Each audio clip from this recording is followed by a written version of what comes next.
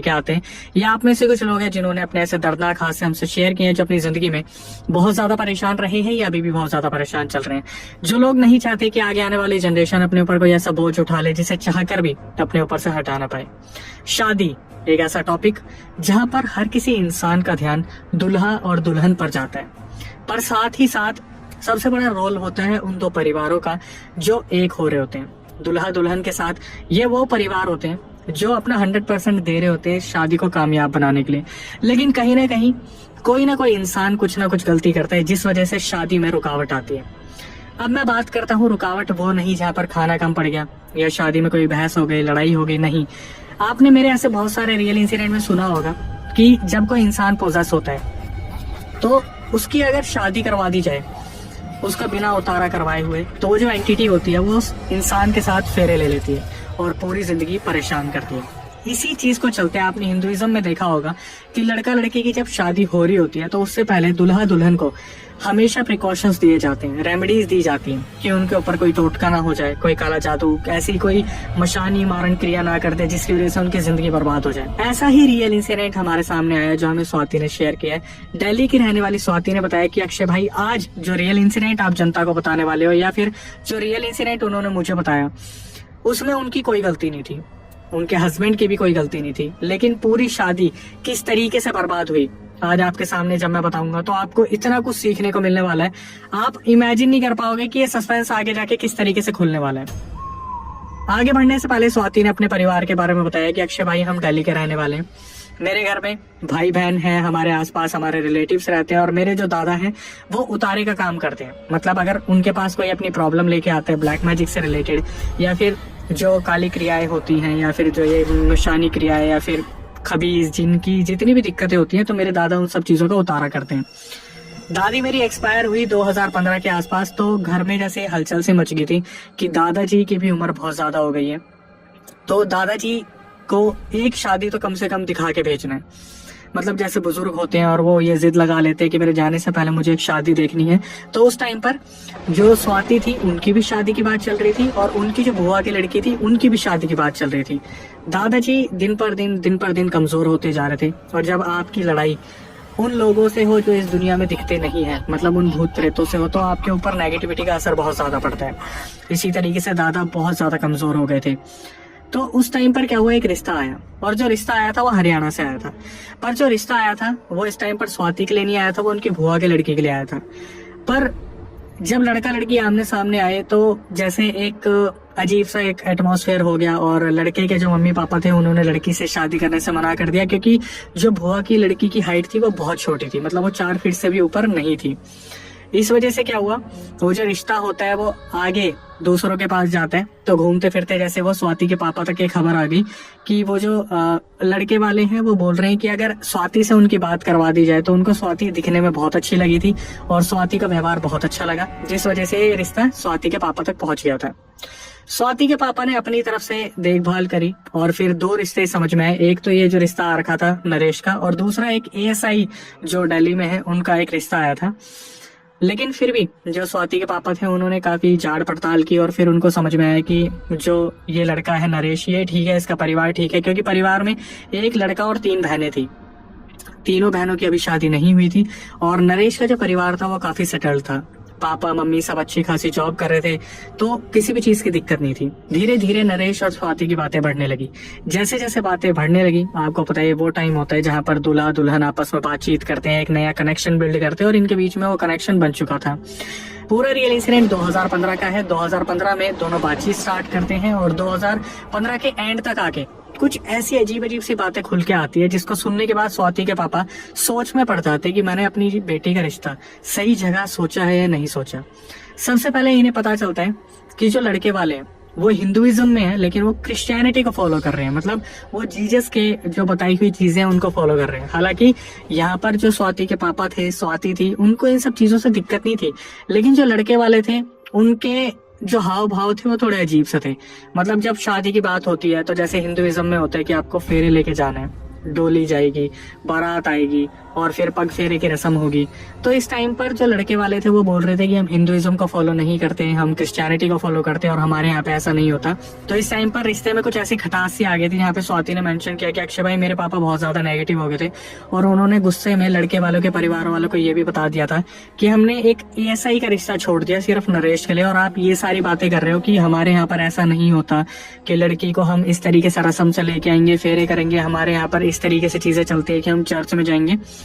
तो उस टाइम पर स्वाति के पापा बिल्कुल वहां पर लठ लेके खड़े हो गए कि मेरी बेटी का अगर रिश्ता होगा तो ऐसी जगह पर होगा जहां पर फेरे की रस्म होगी, सारे सेलिब्रेशंस होंगे, सारे जो रिचुअल्स है वो फॉलो होंगे। कुछ टाइम तक तो दोनों परिवारों के बीच में इस चीज को लेकर बहस चली, लेकिन फिर एक टाइम ऐसा आया जहां पर लड़के वाले इस चीज को लेकर झुकते हैं। लेकिन चीजों की शुरुआत जब एक बार खटास से शुरू होती है ना, तो वो चीजें कभी ठीक नहीं हो पाती, मेरा ऐसा मानना है। और यहाँ पर स्वाति के रिश्ते में भी कुछ ऐसा ही होने वाला था। देखिए, आगे बढ़ने से पहले सिर्फ मैं एक चीज आपको क्लियर कर दूं, यहाँ पर ना बात क्रिश्चियनिटी की चल रही है ना हिंदुइज्म की चल रही है। यहाँ पर बात चल रही है कि दो परिवार अब सिंक कैसे होने वाले हैं, आपस में कैसे उस चीज को मानने वाले हैं, मनाने वाले हैं। यहाँ पर आके स्वाति ने मेंशन किया कि अक्षय भाई यहाँ तक सब कुछ ठीक था, लड़के वाले मान गए थे, सारी चीजें एग्री हो गई थी, लेकिन जैसे किसी की एक बुरी सी नजर लगी हुई थी, क्योंकि इन्होंने बताना शुरू करा कि जब बारात वाला दिन था और लड़के वाले वहां से जब अपनी गाड़ी लेके निकले, सबसे पहले जो सबसे तगड़ी चीज हुई जिसको सुनने के बाद मेरे भी रोंगटे खड़े हो गए, रास्ते में गाड़ी चल रही थी और लड़का जो था, नरेश के मौसी का लड़का गाड़ी चला रहा था आगे, चलाते चलाते एकदम से उनकी गाड़ी का एक्सीडेंट हुआ जहां पर टायर ब्लास्ट हो गया था। ये चीज बड़ी एक अनहोनी सी हो रही थी। अगर कोई भी इस जगह पर होगा तो वो यही सोचेगा कि यार मुझे अजीब अजीब से सिग्नल्स मिल रहे हैं, साइंस मिल रहे हैं कि मैं ये चीज ना करूं। लेकिन फिर दोबारा रात के 11 बजे लोग निकले थे बारात लेके, और फिर धीरे धीरे जब ये लोग आगे बढ़ने लगे, ये एक्सीडेंट वाला सीन हुआ, तो उसके बाद फिर गाड़ी बदली गई और गाड़ी बदलने के बाद फिर ये लोग आगे चलना स्टार्ट करते हैं। उसके बाद धीरे धीरे जब ये लोग पहुंचे आगे एक ऐसी जगह पर जहां पर घोड़ी खड़ी होती है, जहां पर एक पॉइंट बनता है, वहां पर से घोड़ी भाग गई। सुन के ये बड़ा कॉमेडी वाला सीन लगता है कि भाई शादी हो नहीं रही या शादी करवाई नहीं जा रही या इसके पीछे किसी का हाथ है। स्वाति ने भी इसी तरीके से बताया कि जब मैंने इस चीज को सुना कि घोड़ी भाग गई तो मैं खुद भी काफी हैरान थी और काफी कॉमेडी सीन नजर आता है कि आप जिस पर बैठ के आने वाले वो सवारी आपकी भाग गई। क्या हुआ, धीरे धीरे फिर दूसरी घोड़ी को अरेंज करा गया और उसके बाद जो पिकअप पॉइंट था जहां पर सबका नाश्ता होना था, जहां पर बारात एक बार रुकती है, जो एक पॉइंट बनता है, वहां पे जाके पता नहीं कितने सारे लोगों की आपस में लड़ाई हो गई। मतलब वहां पर क्या एटमॉस्फेयर ऐसा बना, क्या एनवायरनमेंट ऐसा बना, जिस वजह से आपस में रिलेटिव्स की इतनी लड़ाई होगी कि आधे रिलेटिव्स ने बोल दिया हम बारात में नहीं जा रहे, नहीं होगी ये शादी, हम शादी को अटेंड नहीं करेंगे। नरेश ने अपनी तरफ से वहां पे सबको समझाया, सबको इस चीज के लिए तैयार किया कि जो हो गया सब ठीक है। अब ये लड़ाई किस चीज की हो रही है, क्यों हो रही है, इसका आइडिया तो स्वाति को भी नहीं है। मे भी शायद ये लड़ाई धर्म के ऊपर हो रही थी कि क्रिश्चियनिटी वाला परिवार हिंदुइज्म से क्यों मिल रहा है, जबकि ये जो परिवार था नरेश का, ये भी एक टाइम पर हिंदुइज्म का परिवार हुआ करता था। इसके बाद जब ये लोग निकलते हैं पिकअप पॉइंट से, जैसे गाड़ी में नरेश बैठे हुए थे, तो नरेश ने स्वाति से डिस्कस किया होगा कि जब ये लोग वहां से गाड़ी लेके निकले तो अचानक से जो मौसी का लड़का बैठा था उसने इस चीज को महसूस किया कि वो रेस तो दे रहा है गाड़ी को, पर गाड़ी को कोई आगे नहीं बढ़ने दे रहा। और फिर जब ये लोग बहुत मुश्किल से गाड़ी को आगे बढ़ा के लेके आते हैं तो अचानक से रास्ते में इनके ब्रेक फेल हो गए। ये सीधा सीधा इनको साइन मिल रहे थे कि इनके साथ बहुत कुछ गलत होने वाला है। जब ये धीरे धीरे आगे चलना शुरू करते हैं तो इस टाइम पर मौसी का जो लड़का था वो इस तरीके से रिएक्ट कर रहा था जैसे उसने पता नहीं कौन सा भूत देख लिया है, कौन सा प्रेत देख लिया है। बार बार वो गाड़ी में आगे पीछे देखता और बार बार नरेश से यही बोलता कि भाई मुझे बड़ा अजीब सा लग रहा है, मुझे बड़ी घुटन सी हो रही है। और जो नरेश थे वो पूरे रास्ते अपने मौसी के लड़के को यही समझाते रहे कि ऐसा कुछ भी नहीं है भाई, तू क्यों इन सब चीजों पे ध्यान दे रहा है, और अगर तेरे को ऐसा लग भी रहा है तो तू जीजस से प्रे क्यों नहीं करता। धीरे धीरे धीरे धीरे धीरे धीरे ये लोग आगे बढ़ते हैं। सेफली ये लोग वहां तक पहुंचते हैं जहां पर लड़की वालों ने सारा अरेंजमेंट कर रखा था।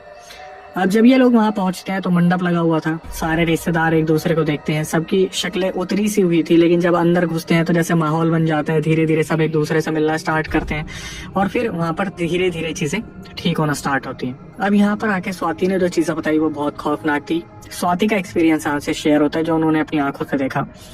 इन्होंने बताया कि अक्षय भाई जब मेरी वरमाला का टाइम आया, जैसे मेरे हस्बैंड मुझे वरमाला पहना रहे थे वो वरमाला टूट गई, धागा बांध के कैसे न कैसे उसे रिपेयर करा गया और वो वरमाला मुझे पहनाई गई। वरमाला जब पहनाई जा रही थी, जब ये इंसिडेंट हुआ था, वरमाला टूट गई, उस टाइम पर बिजली कड़कड़ा रही थी, ऐसा लग रहा था जैसे कोई एंटिटी नहीं चाहती कि इनकी शादी हो। वहां पर जो मंडप लगा था जिसमें अग्नि जल रही थी, अचानक से वहां इतनी तेज बारिश होती है कि वो अग्नि बुझ जाती है। थोड़ा सा वेट करते हैं, बारिश फिर दोबारा रुकती है, फिर अग्नि को वहां पर जो है जलाया जाता है और उस टाइम पर फिर दोबारा बारिश तेज हो जाती है और अग्नि वहीं पर रुक गई। इस ड्यूरेशन में जो स्वाति थी वो इस चीज पर ध्यान देती है कि इनके जो हस्बैंड है वो बहुत ही अजीब तरीके से रिएक्ट कर रहे हैं, और जो मौसी का लड़का है वो इस तरीके से रिएक्ट कर रहा है जैसे उसे पता नहीं कौन सी एंटिटी वहां पर दिख रही है मंडप के पास, कि वो बस घबराई हुई शक्ल से इधर उधर देख रहा है। इतना होने के बाद जब ये अपने फेरों के लिए चलना शुरू करते हैं तो स्वाति ने खुद मेंशन किया कि अक्षय भाई आप बिलीव नहीं करोगे, मेरे हस्बैंड का ध्यान पता नहीं कहाँ पे था, ऐसा लग रहा था जैसे पता नहीं वो पोजेस हो गए हैं, उनके साथ क्या हुआ। उनके हाथ में जो पल्ला था, सबसे पहले जब वो बैठे हुए थे तब भी उनके हाथ से पल्ला छूट जाता था, तो पंडित इस चीज का मजाक भी बना रहे थे कि तू अभी नहीं निभा पा रहा, बाद में क्या निभाएगा। और जब फेरों के लिए चलना शुरू करा तो जो पल्ला हाथ में होता है उस पल्ले को ऐसा लग रहा है जैसे पता नहीं कोई खींच ले रहा है। बार बार ऐसा हुआ जैसे उन्होंने उठाया, फिर हाथ में लेके चलने लगे, एक तरफ दुल्हन के हाथ में एक तरफ दूल्हे के हाथ में, फिर दोबारा उस पल्ले को कोई खींच ले।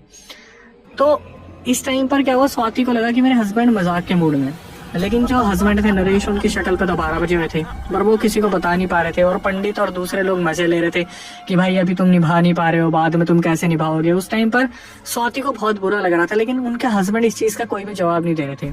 इसके बाद वहां पर साक्षात ऐसा माहौल बन गया कि तेज हवाएं चल रही हैं, बारिश का माहौल हो गया। सुनने में ऐसा लगता है कि यार बारिश तो कभी भी कहीं भी आ सकती है, लेकिन जिस तरीके से स्वाति ने बताया कि अजीब सा ही माहौल हो गया। इस टाइम पर स्वाति ने नरेश से एक बार भी नहीं पूछा कि आप ये पल्ला क्यों गिरा रहे हो। उन्होंने भी सोचा कि ठीक है इनका ध्यान नहीं है या फिर पल्ला गिर जा रहा होगा। लेकिन जब विदाई का टाइम आता है, विदाई के टाइम पे जब दूल्हा आगे चलता है और दुल्हन को गाड़ी में बैठाने के लिए आगे करता है, तब अचानक से फिर दोबारा इनके हाथ से पल्ला खींचा। तो इस टाइम पर स्वाति ने पूछा कि आप ये क्या कर रहे हो, सब मजाक बना रहे हैं, आपके हाथ से पल्ला गिरे जा रहा है। तो पहली बार नरेश ने बोला कि ये पल्ला गिर नहीं रहा है, मुझे ऐसा लग रहा है जैसे पल्ला मेरे हाथ से कोई खींच रहा है। स्वाति ने इस टाइम पर थोड़ा सा ध्यान दिया कि कुछ ना कुछ तो यहाँ पे अजीब हो रहा है। फिर वो गाड़ी में बैठती है, मौसी के लड़के गाड़ी में बैठते हैं, स्वाति के कोई बड़े भाई थे वो गाड़ी में बैठे, और फिर जो नरेश थे वो भी गाड़ी में बैठते हैं, और ये 5 लोग गाड़ी में बैठते हैं। और गाड़ी जैसे ही स्टार्ट करते हैं गाड़ी नहीं चलती। इन्होंने कम से कम 5-10 मिनट वहां पे सेल्फ दिया, कोशिश करी गाड़ी को स्टार्ट करने की, आगे से इंजन चेक किया, पीछे डिक्की चेक की कि कोई भारी वजन की चीज तो नहीं रखी या फिर क्या प्रॉब्लम हो रही है। पता चला कि गाड़ी नहीं चल रही, उसके साथ कोई ना कोई दिक्कत है। इसके बाद जो मौसी के लड़के थे उन्होंने दिमाग लगाया और फिर दोबारा गाड़ी वहां पर बदली।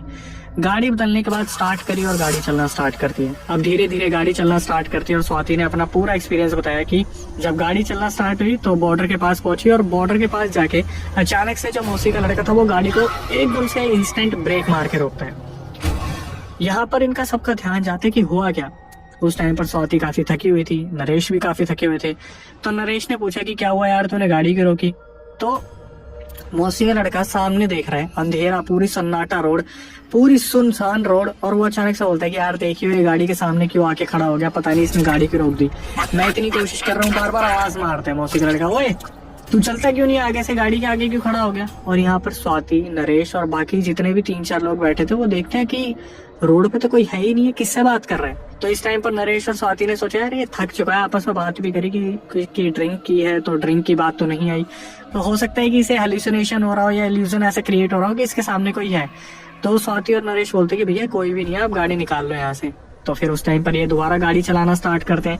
बड़ी ही मुश्किल से ये थोड़ा आगे पहुंचे होंगे। जब गाड़ी आगे पहुंची तो फिर दोबारा एक ऐसी जगह आई जहाँ पर बाईपास आया, वहां पर फिर दोबारा मौसी के लड़के ब्रेक मारते हैं।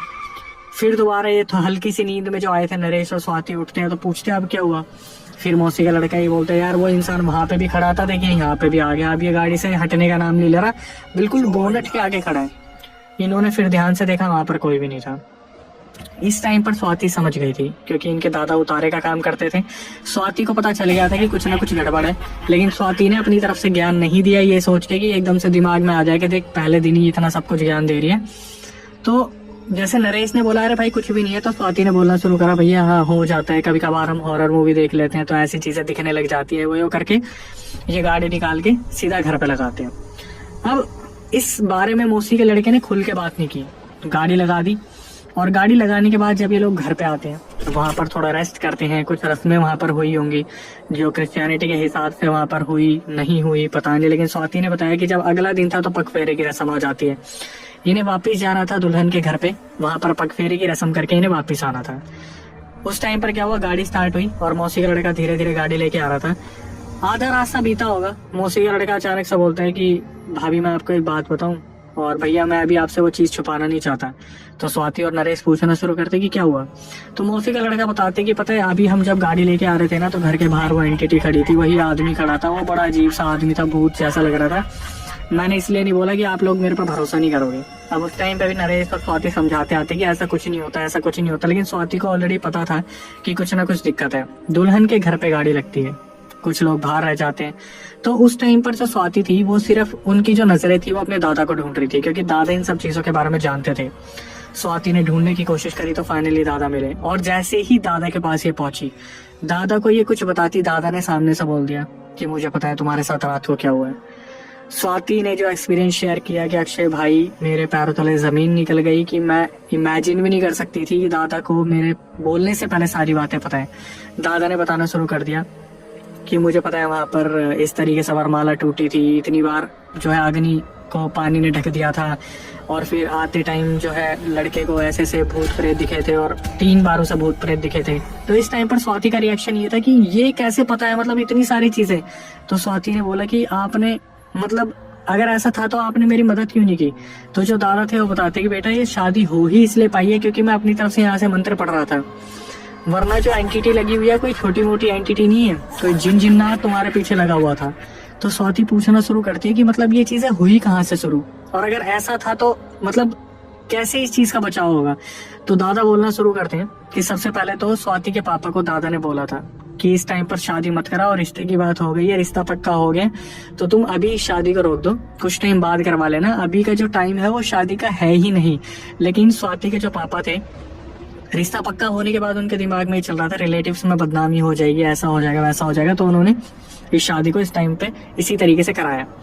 तो दादा अपनी तरफ से खूब बोलते हैं कि मैं तो उस एंटिटी से कब से लड़ता आ रहा हूँ, पूरी रात मैं उस एंटिटी से लड़ा हूँ, वरना तुम्हें तो दिक्कत होनी ही होनी थी।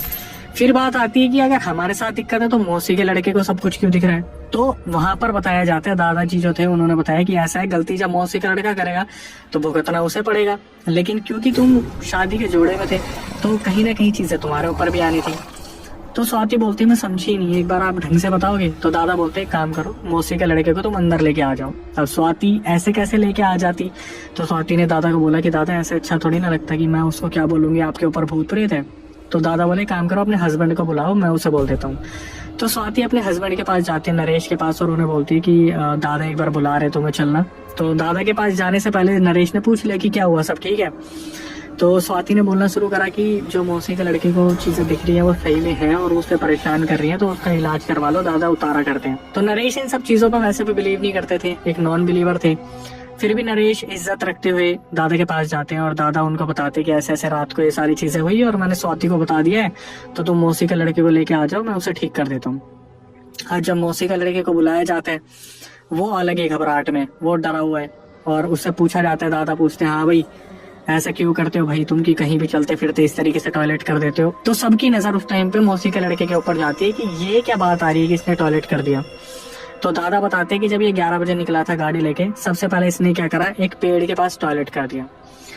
वहां पर एक आदमी का एक्सीडेंट हुआ था, वो उस उम्र में गया था जिस उम्र में उसे नहीं जाना चाहिए था, और वो एक मुस्लिम आदमी था, तो वो जिन जिन्नात में बदलाव ले लिया इसने, और वो नई एंटिटी है, मतलब ज्यादा टाइम हुआ नहीं था इसलिए वो अपना प्रकोप इतना दिखा नहीं पाया। तो मौसी के लड़के ने क्या करा, उस एक्सीडेंट वाली जगह पे टॉयलेट कर दिया था, और वो जो एंटिटी थी वो मौसी के लड़के के पीछे ही पड़ी थी और उसे ही परेशान करती आ रही थी, पर विवाहित जोड़े को देखकर उनके पीछे भी लग ली। तो उस टाइम पर इलाज किया गया, जो दादाजी थे उन्होंने झाड़ फूक किया और फिर धागे दिए गए, और ये भी बता दिया कि बेटा ये तो अभी नया नया एक्सीडेंट हुआ था, तो ये इंसान जो जिन जिन्नात बना था इसके अंदर इतनी शक्ति नहीं है कि मेरा सामना कर पाए।